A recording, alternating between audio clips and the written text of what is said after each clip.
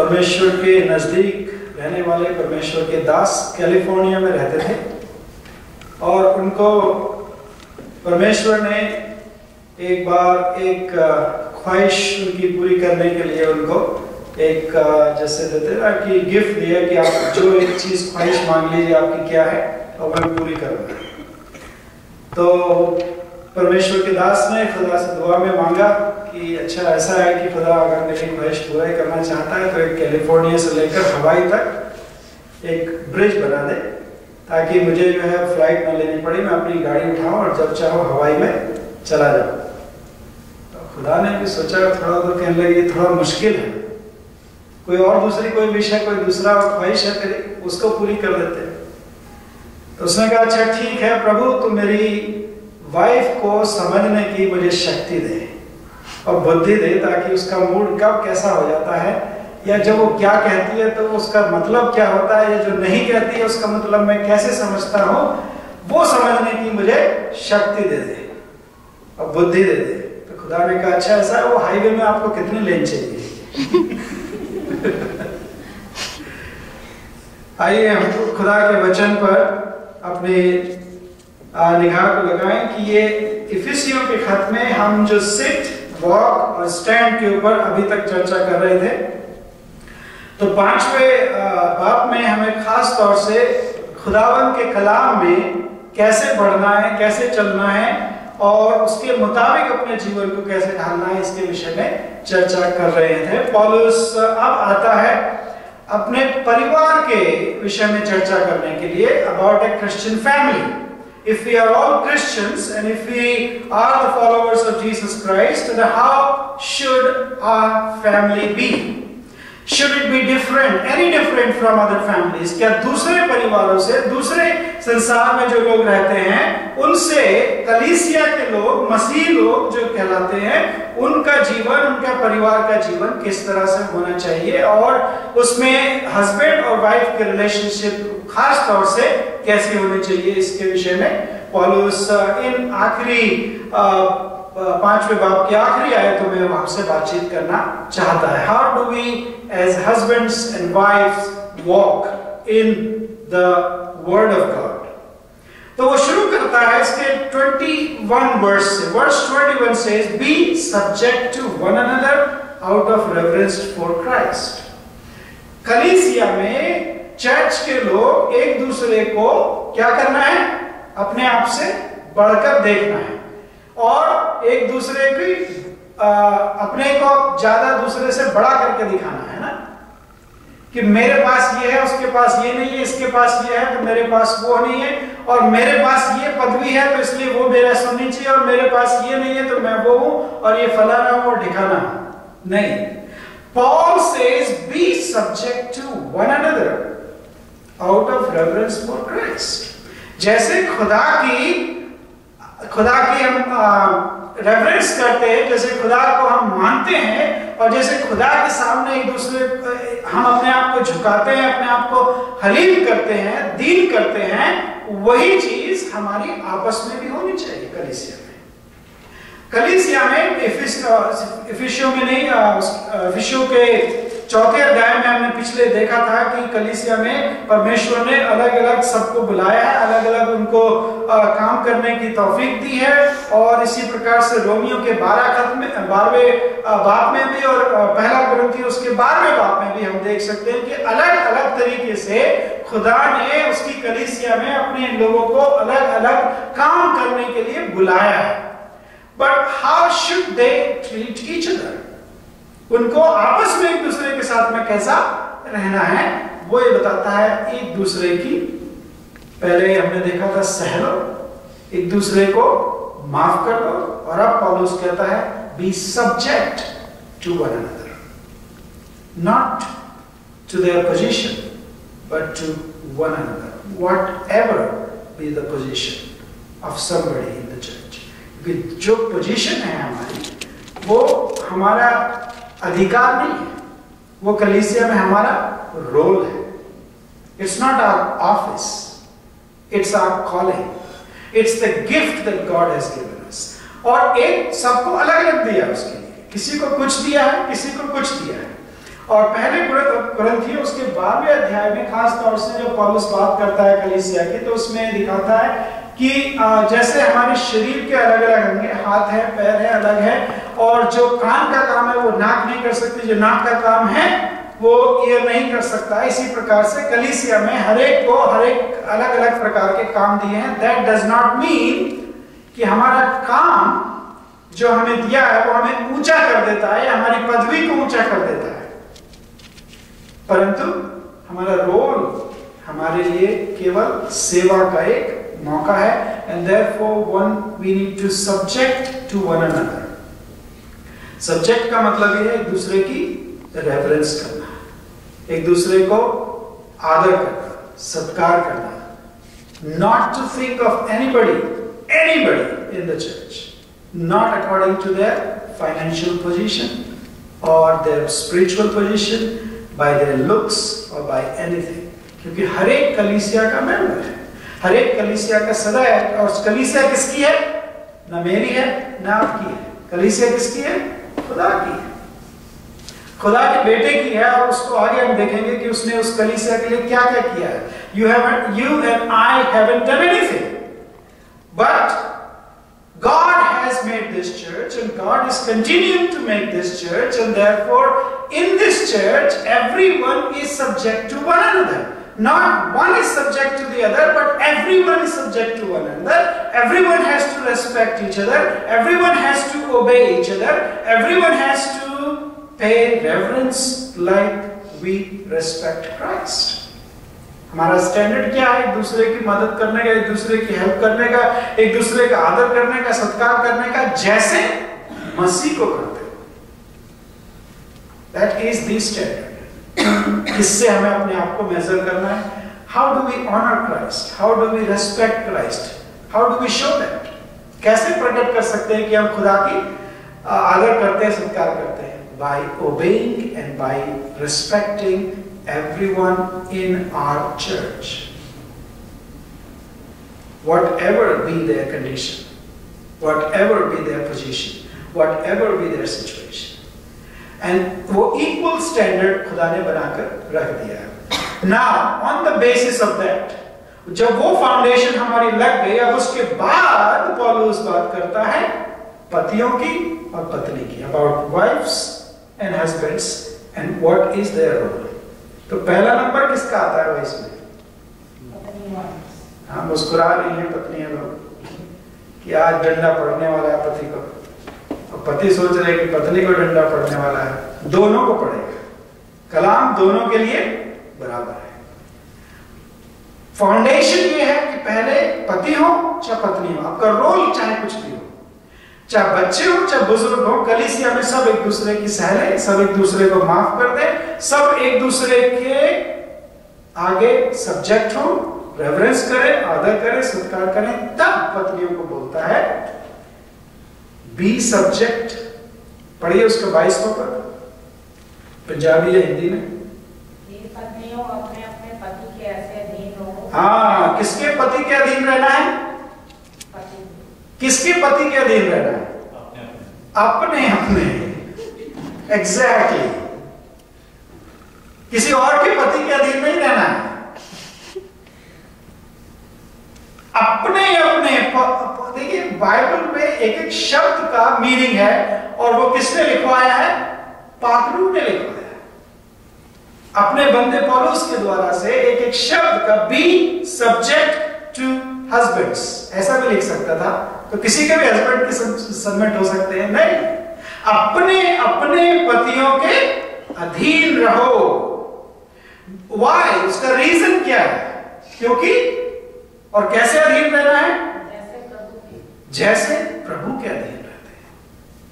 हम सब एक दूसरे में प्रभु के अधीन हैं, उसके बाद हम एक दूसरे के अधीन हैं, और उसके नीचे अब आता है पत्नियां पति के अधीन में, अपने अपने पति के अधीन में रहें।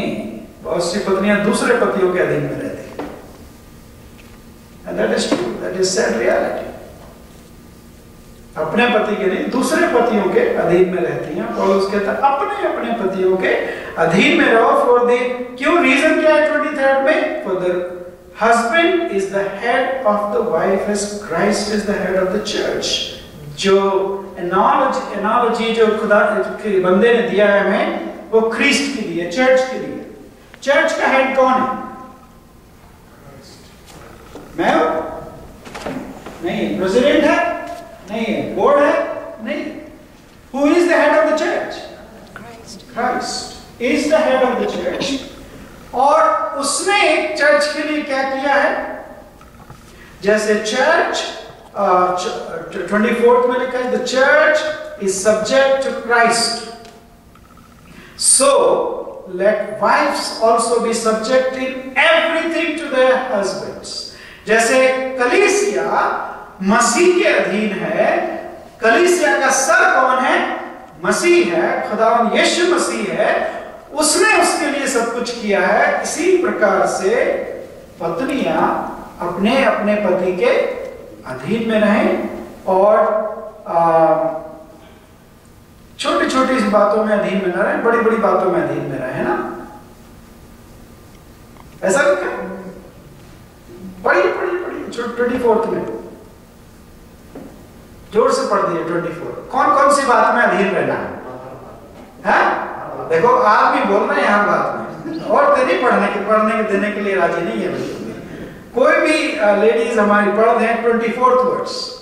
जैसे कलीसिया मसीह के अधीन है, वैसे ही पत्नियां भी हर बात में अपने अपने पति के अधीन। दोबारा उसको बोला उसने, अपने अपने पति के हर बात में अधीन रहे। You cannot have any department in the family that is not under the headship of Christ, and that is not under the headship of husband. ऐसा कोई डिपार्टमेंट अपने पत्नी अपने घर में नहीं रख सकती जिसको वो पति के अधीन में ना लाए। वो नहीं कह सकते कि ये जो मेरा ये तुम्हारा ये काम है, तुम्हारा ये काम है, तुम्हारा ये काम है, मैं ये देखूंगी, बस इसमें तुम दखल नहीं दो। No. As husbands and wives, as Christian husbands and wives, we have to work together as a team. In that there is a role God has set. एक रोल ये बताया है कि जैसे कलीसिया के लिए खुदा ने मसीह को सिर बना दिया है, ऐसे ही फैमिली के लिए एक मैनुअल दिया है, एक ऑर्डर दिया है, और वो ऑर्डर ये है, whether you like it or not, that God has made husband as the head of the family. उत्पत्ति में जाए, Genesis, when God was creating human beings, what is the order that He gave? जब उसका fall हो गया, तीसरे अध्याय में जब उन्होंने पाप किया और औरत को क्या कहा गया था? उसके 16 पद पढ़ दीजिए, उसके 13 से पढ़ दीजिए,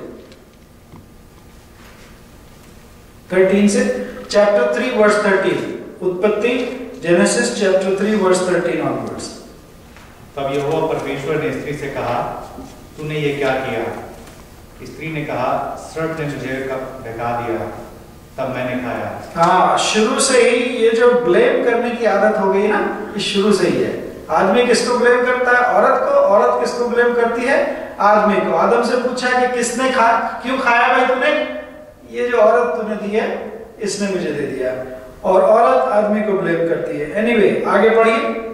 तब यहोवा परमेश्वर ने सर्प से कहा, तूने जो यह किया है, इसलिए तू सब घरेलू पशुओं और सब बनेले पशुओं से अधिक श्रापित है।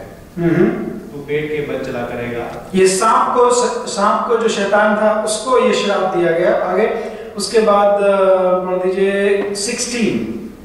फिर स्त्री ने उससे कहा, मैं तेरी पीड़ा, फिर स्त्री ने उससे कहा, मैं तेरी पीड़ा और तेरी गर्भवती होने के दुख को बहुत बढ़ाऊंगा। तू पीड़ित होकर बालक उत्पन्न करेगी और तेरी लालसा तेरे पति की ओर होगी। और तेरी लालसा, your desire shall be for your husband, तेरी लालसा, तेरा प्रेम, तेरी इच्छा, सब कुछ तेरे पति की ओर होगी, और वो तुझे क्या करेगा? और वह तुझ पर प्रभुता करेगा। वो तुझ पर प्रभुता करेगा। He shall rule over you. और ये बस ये जो रूल का मतलब क्या है? रूल का मतलब ये नहीं कि डंडा लेके रूल करना है, उसके लिए भी आ रहे हैं आगे, जब एफिसियों में 5वीं बात में आएंगे तब बताएंगे। तो it is the result of the fall. आपकी गलती नहीं है इसमें, मेरी गलती नहीं है। It is because our parents Adam and Eve committed sin and they fell, because of that this order has been made. ये कर्स है, ये पाप के कारण से कर्स है। This was not how God intended it to be. ऐसा खुदा ने नहीं चाहता कि ऐसा हो, लेकिन क्योंकि पाप किया इंसान ने और उसकी वजह से शैतान को, आदम को और हव्वा को, तीनों को परमेश्वर ने श्राप में रखा है, कर्स के अंदर रखा है। Now we are still living under that curse and that is the order after the fall. पाप के कारण से जो गिर गया इंसान, उसका ऑर्डर है जो अभी भी हमारे ऊपर लागू होता है, even though Christ has redeemed all those who are under the curse। लेकिन ये ऑर्डर कब तक चलेगा? जब तक कलीसिया इस धरती पर है। As long as we are on this earth, the church has not been taken away, it has not been raptured, Christ has not come back. Until then, this order that God has laid down in the Word of God, even though it is the result of the fall, will be with us। लेकिन जब खुदा का बेटा दोबारा आएगा, उस order को reverse कर देगा, उसमें सबको इक्वल राइट्स और इक्वालिटी देगा, उसमें ये रूलिंग ओवर और अधीनता का सब जो है हटा देगा। Now some women revolt against it, I know it is the nature, human nature, कि हम क्यों रूल करें। There is a feminist movement even among Christians जो कहते हैं कि ये सब चीजें जो है हटा देना, जो पौलुस ने बोला है, वो पौलुस जो औरतों के खिलाफ था और उसने इसलिए ऐसा लिख दिया, ये कर दिया, वो कर दिया, बहुत सी बातें उसमें हम जाने की जरूरत नहीं है। As long as I know, as much as I know, God has given an order for the world, He has given an order for the church, and He has given an order for the family। एक order, एक उसने बनाकर हमारे लिए दे दिया है कि जिसके अनुसार चलना है। और आगे पढ़िए अब उसके 25 वर्स 25।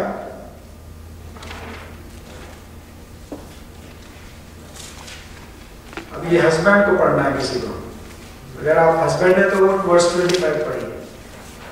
थर्ड चैप्टर का सर, हाँ थर्ड चैप्टर का, oh sorry, Ephesians chapter 5 verse 25। इफिशियों में वापस आ जाए।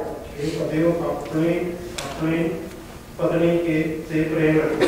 हाँ, अब क्या कहा, पतियों के लिए क्या कमांड दिया गया है भाई? जोर से भाई, तरसम भाई जोर से।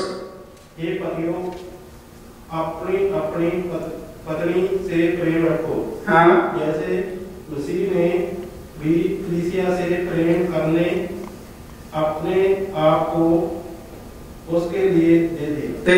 हे पतियों, दूसरे की पत्नियों से प्रेम न करो, अपनी पत्नी से प्रेम करो।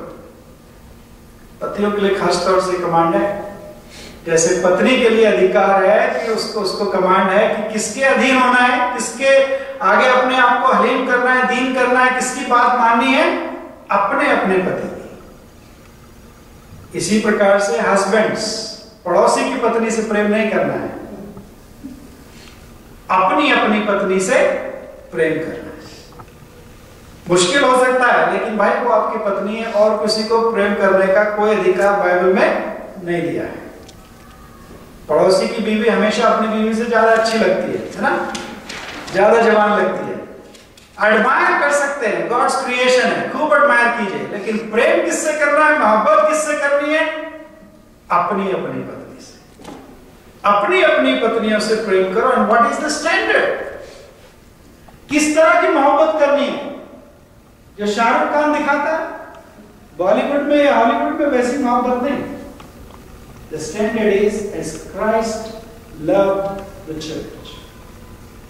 How did Christ love the church? कलीसिया से खुदा ने कैसी मोहब्बत करी, उसके लिए क्या किया? He gave himself up for the church, to redeem the church। उसने अपनी जान दे दी, उसने अपना सब कुछ उसके लिए कुर्बान कर दिया।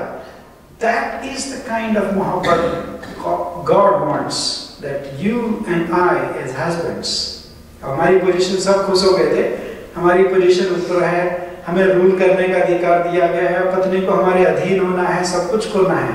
भैया वो सब आसान है पत्नी के लिए, सबसे मुश्किल हमारे लिए है क्या? मोहब्बत करना अपनी अपनी पत्नी से। कैसे? जैसे ख्रीष्ट ने कलीसिया से किया, सेल्फ गिविंग लव।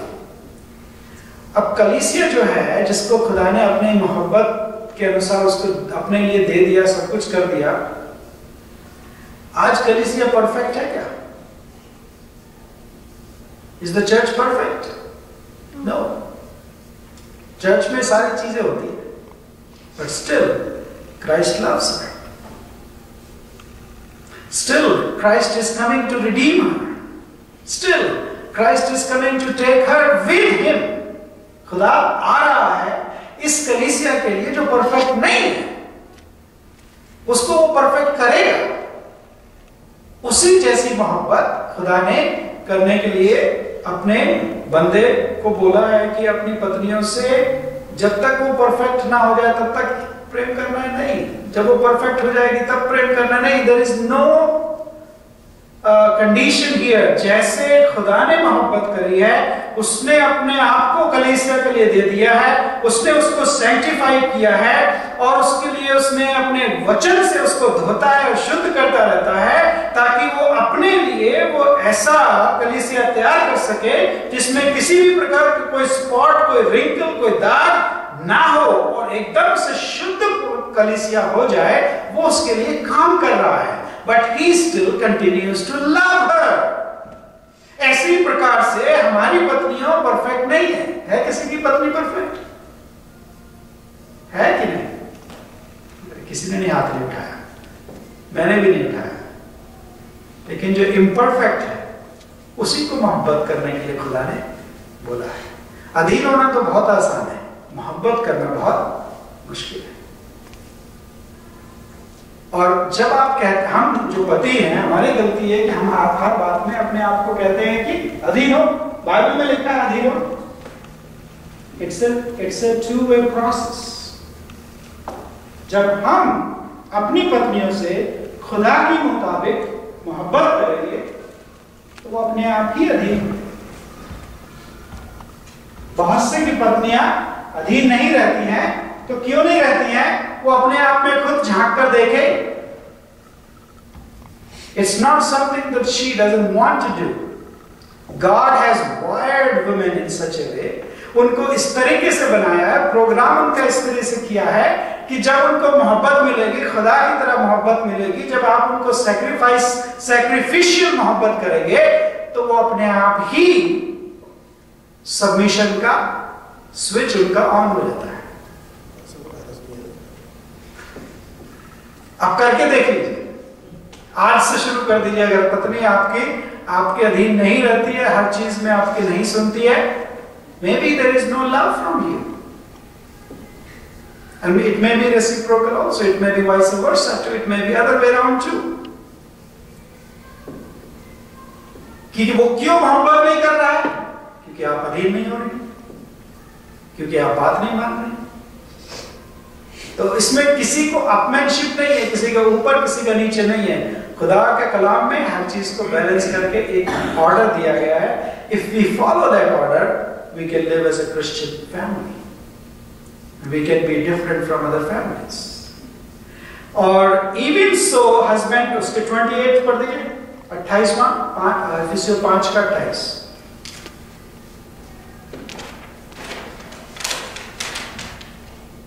कोई भी हस्बैंड पढ़े। In the same way, husbands ought to love their wives as their own bodies. कैसे प्रेम करना है? जैसे ख्रीष्ट ने मोहब्बत की है। और दूसरा कैसे मोहब्बत करनी है? अपने देह के समान। ऐसा कोई है जो अपने देह से मोहब्बत नहीं करता है? पहले तो लेडीज ही जाती थी ब्यूटी पार्लर में, आजकल तो सारे आदमी भी जाते हैं। जाते हैं कि नहीं जाते? पहले लेडीज को कहा जाता था कि आईने के सामने खड़ी रहती हैं, आजकल तो आदमी भी उससे ज्यादा समय बिताते हैं आईने के सामने, सब कुछ करते हैं आजकल। फेशियल है और फलाना ढिकाना क्या क्या नाम है, वो सब आदमी भी करते हैं। हम सब मोहब्बत करते हैं, अपनी बॉडी से अच्छा कपड़ा पहनते हैं, इसको अच्छे साफ रखते हैं, सब कुछ करते हैं अपने देह से। There is nobody, Bible says there is nobody who does not love his body. Verse 29, for no man ever hates his own flesh. Verse 29 में लिखा है, but nourishes and cherishes it as Christ does the church. हर एक मनुष्य अपनी body से मोहब्बत करता है, उसको चेरिश करता है, उसको नरिश करता है, उसकी देखभाल करता है। उसी प्रकार से मोहब्बत किसकी करनी है? अपने जैसी पत्नी से। Whoever she is, however she is, जैसी भी है वो खुदा ने आपको दी है। परफेक्ट नहीं है, चर्च भी परफेक्ट नहीं है। खुदा मोहब्बत तब भी चर्च से करता है, चर्च के लिए आ रहा है, चर्च को ले जाएगा, उसको अपने लहू से और अपने वचन से उसको शुद्ध पवित्र करता जा रहा है। इसी प्रकार से हे पतियों, अपनी अपनी पत्नी से इस प्रकार की मोहब्बत रखो। ऐसे नहीं कि वो परफेक्ट है, नहीं है, हो भी नहीं सकती। क्यों नहीं है? क्योंकि आप नहीं हो परफेक्ट, मैं नहीं हूं perfect. But if you want to live as a Christian family, this is the order. If there is no submission, maybe you need to check yourself. Maybe there is lack of love. If there is lack of love, there is lack of submission. हो सकता है मोहब्बत नहीं है इतनी जितनी आप चाह रही हो, हो सकता है there is lack of submission, there is lack of obedience. लेकिन खुदा ने, जैसे मैंने कहा, औरत को इस तरह से वायर किया है, इसे प्रोग्राम किया है कि मोहब्बत के आगे वो अपने आप ही सबमिशन नेचुरली फ्लो करेगा, आएगा। May God help each one of us to love and to submit. और इसी कारण से, किस कारण से? मोहब्बत करने के लिए ही man shall leave his father and mother and be joined to his wife. उसके 31 कोई आदमी पढ़े, कोई husband पढ़े, verse 31, very very important verse. इसी कारण मनुष्य अपने माता पिता को छोड़कर अपनी पत्नी से मिला रहेगा, और वे दोनों एक तन होंगे। वो किसको छोड़ेगा, किसने छोड़ना है भाई, ये बताओ जरा, फिर से पढ़ के फिर से बताओ किसको छोड़ना है। इस कारण मनुष्य अपने माता पिता को छोड़कर अपनी पत्नी से मिला रहेगा।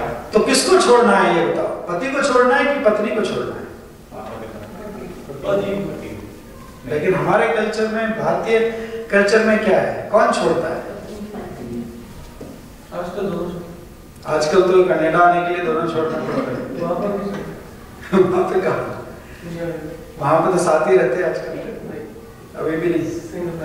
ओके, ये ऑर्डर कहाँ से मिला? जेनेसिस चैप्टर 2, चलिए जेनेसिस में पीछे, उत्पत्ति उसका 2वां अध्याय और उसका 24 verse, 2:24, 2:24. This is now bone of my bones and flesh of my flesh, shall be called woman, for she was taken out of man. और हाँ, ठीक है, क्योंकि उसको लिया गया है मनुष्य से, और मैन 24 पढ़ा आपने? For this reason, for this reason, a man will leave his father and his mother and cleave to his wife. पत्नियों को नहीं बोला छोड़ने के लिए, लेकिन मनुष्य को खास तौर से छोड़ने के लिए बोला है। क्यों? There is a reason. As I said, God has made this arrangement, this order with a purpose.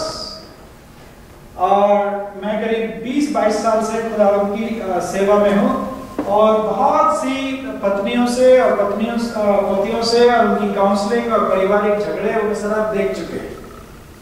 हमारे भी झगड़े होते हैं, ऐसी बात नहीं। The main reason for the breaking of families, मेरे अनुभव से परिवार टूटने का सबसे बड़ा कारण क्या है? हमारे माँ बाप।